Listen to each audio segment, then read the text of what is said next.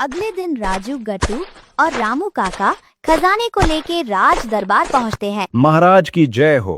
हुजूर, हम आपके राज्य के वफादार सेवक हैं। ये राजू है, मेरा पड़ोसी। कल जब ये जंगल से लकड़ियां लेकर लौट रहा था तो इसे ये सोने से भरा संदूक मिला। हमें लगा कि ये राज खजाना है, इसलिए हम इसे आपके पास ले आए। सैनिक संदूक खोलते हैं, सोने की चमक देखकर पूरी सभा दंग रह जाती है। ओए गट्टू, कुछ तो कर भाई, अपनी मेहनत का खजाना हाथ से जा रहा है। कोई ब्रांडेड आइडिया निकाल। मालिक, अब मैं क्या करूं? मुझे क्या ही पता था कि तुसी इतने ईमानदार बन जाओगे कि खजाना सीधा थाने ले आओगे। अबे, तेरे ही सपने में आया था ना कि हम अमीर बन गए। अब क्या हुआ? ओ मालिक, मैंने अमीर बनने का सपना देखा था, अमीर बने रहने का नहीं।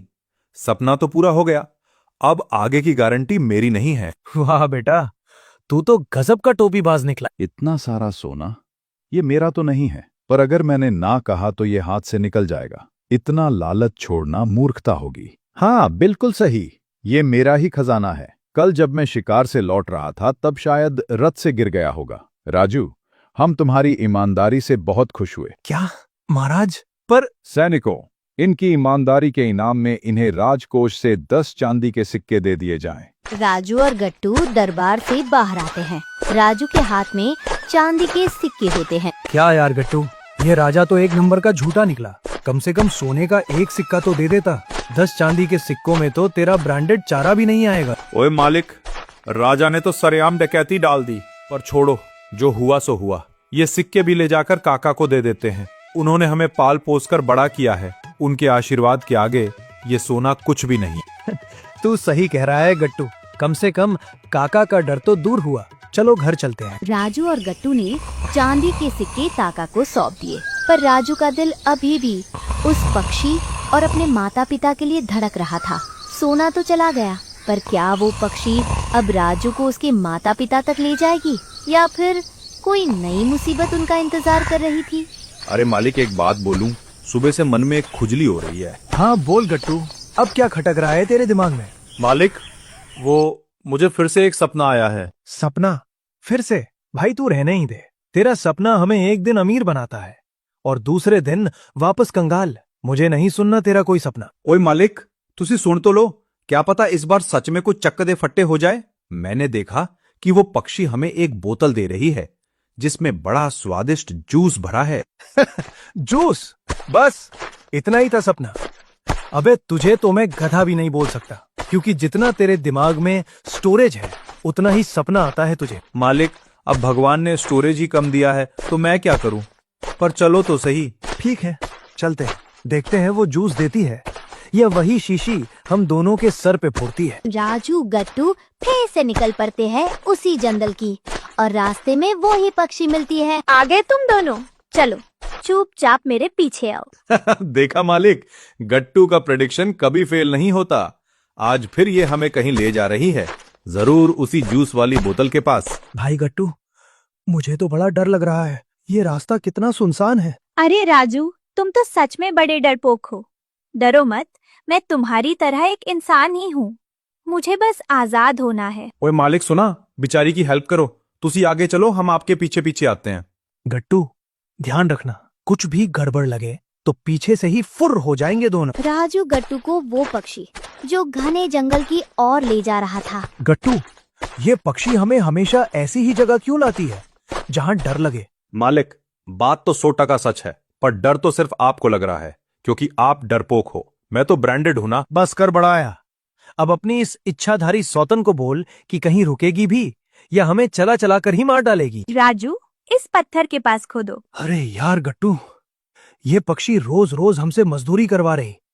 कहीं ये जंगल में शोरूम तो नहीं बनाने वाली ना? पता ही नहीं चल रहा है हम माता पिता को ढूंढने निकले हैं या मजदूरी करने। राजू कुछ देर खुदाई करता है, तभी वहाँ से एक शीशी निकालता है जिसमें एक परछाई सी दिखती है। ओए बल्ले बल्ले, देखा मालिक, सपना साकार हो गया। मानना पड़ेगा गट्टू, तेरा कम स्टोरेज वाला दिमाग भी कभी कभी काम कर जाता है। पर ओए, इसमें जूस कहाँ है? ये तो पानी लग रहा है। अरे मेरे मालिक, वो कभी कभी क्या है कि सिस्टम क्रैश हो जाता है ना, तो पानी जूस दिखने लगता है। सुनो राजू, ये पानी साधारण नहीं है।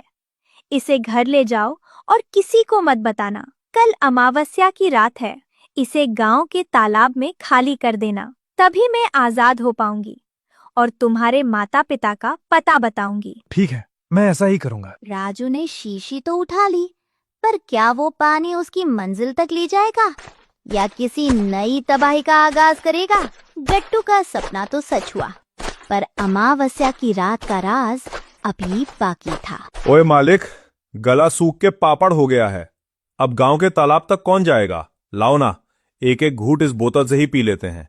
किसी को क्या पता चलेगा? वैसे भी आपने कहा था इसमें पानी है। अबे ओए गट्टू यार, तू भी ना। बेचारी पक्षी को सही मुहूर्त में आजाद करना है। अगर अभी पी लिया और मुहूर्त गलत हुआ तो कहीं वो पक्षी की जगह तेरी तरह कुछ और ब्रांडेड न बन जाए। ओए मालिक, मेरी तरह बन गई तो फिर तो बल्ले बल्ले हो जाएगी। पर चलो, आपकी बात मान लेता हूँ। तभी अचानक एक तेजस्वी साधु रास्ता रोककर खड़े हो जाते हैं। रुको बच्चा, कहाँ जा रहे हो? और ये बोतल जिसे तुम इतनी हिफाजत से ले जा रहे हो, इसमें क्या है?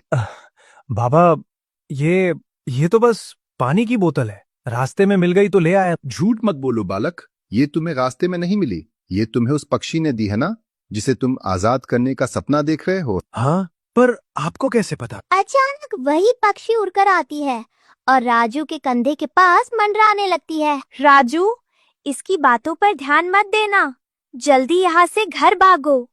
ये साधु के भेष में राक्षस है, ये तुम्हें मूर्ख बनाकर श्राप दे देगा। जल्दी भागो राजू। अरे मालिक, ये तो लफड़ा हो गया। ये बाबा तो राक्षस है।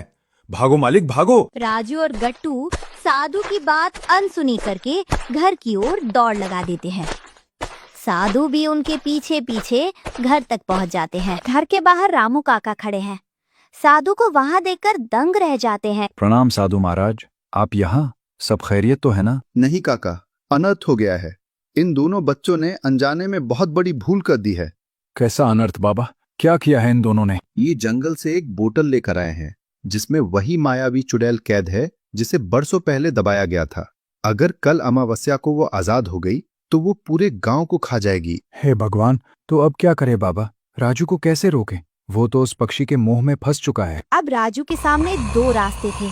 एक तरफ वो पक्षी थी जो उसके माता पिता को वापस लाने का वादा कर रही थी, और दूसरी तरफ साधु की चेतावनी। क्या राजू अपने माता पिता के प्यार में पूरे गांव को खतरे में डाल देगा? अगले दिन राजू और गट्टू गांव के उस पवित्र तालाब की ओर निकल पड़े और देखते ही देखते वो गांव के तालाब पर पहुंचे। आ गए मेरे दोस्तों, देर मत करो राजू। देखो, अमावस्या का चांद बादलों में छिप गया है। जल्दी से इस शीशी का पानी तालाब में खाली कर दो और आजाद कर दो मुझे। बस अभी लीजिए पक्षी जी। रुक जाओ राजू, अनर्थ मत करो। यह पक्षी नहीं, एक खूंखार चुड़ैल है जो बरसों से कैद थी। इसे आजाद किया तो पूरा गांव शमशान बन जाएगा। नहीं राजू, ये सब झूठ है। इस राक्षस साधु ने तुम्हारे काका को भी बहका दिया है। क्या तुम्हें अपने माता पिता से नहीं मिलना? डाल दो पानी। नहीं बेटा, मेरी बात मान। ये मायावी पक्षी है। मुझे मेरे माता पिता चाहिए, क्षमा करना काका। देखते ही देखते राजू शीशी तालाब में पलट देता है और सारा पानी तालाब में गिर जाता है। वहाँ खामोशी छा गई।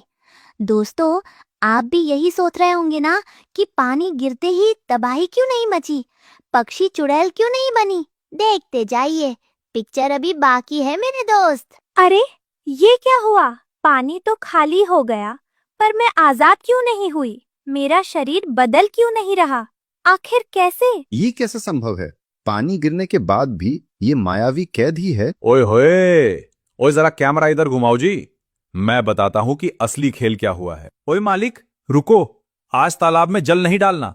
मुझे अभी अभी एक सुपर ब्रांडेड सपना आया है कि जैसे ही आप पानी डालोगे, ये पक्षी एक भयानक चुड़ैल बन जाएगी और हम सबको कच्चा चबा जाएगी। भले ही मेरी स्टोरेज कम है, पर मेरा सपना हमेशा फुल एचडी में आता है। हमने चुपके से उस शीशी का पानी फेंक दिया और उसमें साधारण नल का पानी भर दिया था। वाह गट्टू, आज तो तेरी इस शॉर्ट मेमोरी ने सबकी जान बचा ली। तू तो सच में ब्रांडेड निकला। नहीं, तुम दोनों ने मेरा खेल बिगाड़ दिया। मैं तुम्हें नहीं छोड़ूंगी। अब बहुत हुआ, अब तुम कभी आजाद नहीं होगी। साधु अपनी शक्ति से उस पक्षी को हमेशा के लिए एक पत्थर की मूर्ति बना देते हैं। दोस्तों सच सच बताना, क्या आपको इस सस्पेंस का अंदाजा था? गट्टू ने अपनी बुद्धिमानी और अपने सपनों से गांव को बचा लिया। राजू के माता पिता की तलाश अभी जारी है, पर कम से कम वे अब सुरक्षित हैं। ओए दोस्तों, अगर कहानी ब्रांडेड लगी हो तो नीचे हप्पू टेल्स का सब्सक्राइब वाला लाल बटन इतना दबाओ कि राजू या गट्टू अगली कहानी का नोटिफिकेशन आपको सबसे पहले मिल जाए।